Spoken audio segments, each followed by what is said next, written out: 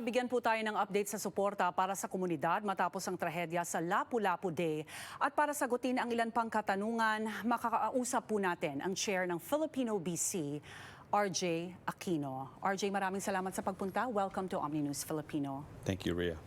RJ, Filipino BC has been spearheading the celebrations of Lapu-Lapu Day. How's everyone coping after that heartbreaking tragedy? Everyone's coping in their own way, and I think for my team, the Filipino BC team has been really hard at work at making sure that those who need help are receiving it. I mean, imagine one day you're preparing and then running an event as large and successful as the Lapu-Lapu Day Festival, and then instead of preparing to wind down and kind of, reflect and celebrate what you had accomplished, you then had to turn around and start to respond to almost like as a crisis response team, which the team had done. So very little rest in between, but I'm really proud of how everyone has stepped up, how everyone has continued to stay focused on the community, and making sure that we have each other's care and well-being in mind. RJ, has Filipino BC reached out to all families of the victims, and what do they need at this point?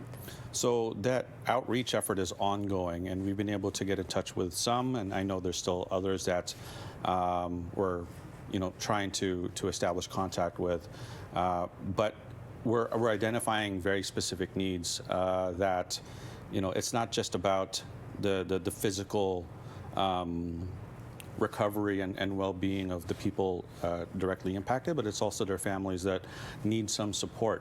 So there are folks who have, I guess, anything from needing a phone to be replaced because it was destroyed during the incident, or families needing meals cooked for them, or childcare, or very specific needs like helping do the laundry. So there's a lot of things that we're as we talk to the victims and their families, making sure that this interruption in their life doesn't cascade into a whole lot of unmet needs, and certainly things include like in the interruption in their income. So providing whatever funds that we can to ensure that nothing falls through the cracks. Tell us about the Resilience Center.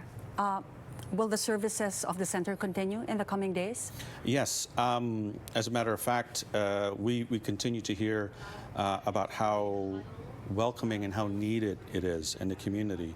And it's not just within the Filipino community, but the community at large has really responded to each other and being present for each other within the Resilience Center. And we're listening to how people not just need to access services, but to just be around each other, to be present with each other. We're also hearing about the need for having this Resilience Center to be more accessible or to be closer to the Sunset. And people from as far away as Surrey. There was a family that came from Kits that I met last night. And I've shared this with some staff from the city that was there last night, that it would be good for Vancouver to perhaps share how effective this has been with other municipalities and set something up for others in other municipalities, so it's more accessible. Yes. No one could have predicted that this unfortunate act of violence will occur. And I know that it's a bigger problem that the city and the province should address. But RJ, with or without the tragedy happening, I'd like us to focus on the security preparations and implementation that Filipino BC did in collaboration with the city and the police. Did we have police presence during the Lapu-Lapu Day celebration? Yeah, I recall there being police. There was a police presence there. And I know that there's going to be a public inquiry on the way. So as it is, I have faith that this public inquiry will get into the facts, and then we'll discover more and share more as those facts emerge. And I have faith that we're going to learn the lessons that we need to learn. Like you said, it's something like this couldn't have been predicted. And given the fact that the Lapu-Lapu Day Festival the year prior went off without a hitch in the same area, in the same sort of, scope, You know, we're certainly going to take we've taken a lot of things into consideration, and certainly going to take this year's events into consideration moving I'm just forward. curious to know, RJ, what was the police contingent promised or requested for the Lapu-Lapu Day celebration? I was there 9:30 to 4 o'clock. Yeah. We've had this conversation before. I didn't see a single uniformed police officer. What was promised when it comes to the number of police that should be roaming around during the celebration? It's not a matter of what was promised, and I can't recall that number. It was that the risk was assessed, and that it's certainly like all of the requirements were met in order to have the event. The event wouldn't have gone forward without the necessary things in place that take into consideration the safety of the public, the safety of the surrounding businesses, and just making sure that the event went without a hitch.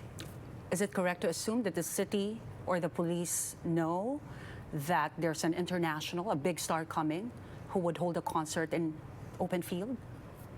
Yeah, Do they know about that? Yeah, no, I mean, everyone's aware of what the day had consisted of. I mean, like, you had dozens of vendors, food trucks and other vendors that were there. I would say over 100 vendors were there. And certainly all the performers on the stage inside the field, all of those things were taken into consideration. Because we're getting information that there was no police presence in the entrance and exit of an open field concert. Did that reach you already? There was security, from my recollection. And Security coming from private security firms that yes. Filipino BC is in Yes. partnership with? Yes. Okay, so no police.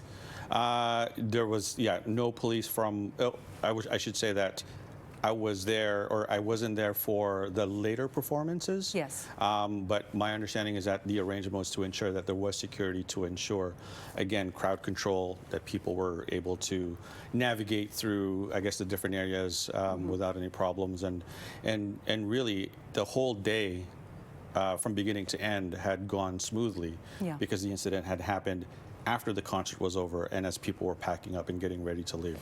Again, there are talks also of the use of plastic barriers and wooden planks instead of concrete barriers. But RJ, you mentioned that a comprehensive security review is ongoing.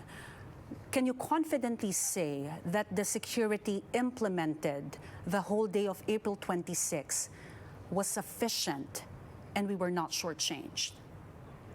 I mean, I'll say that people confidently entered into the day feeling good about what was in place because, again, the whole event went without a hitch.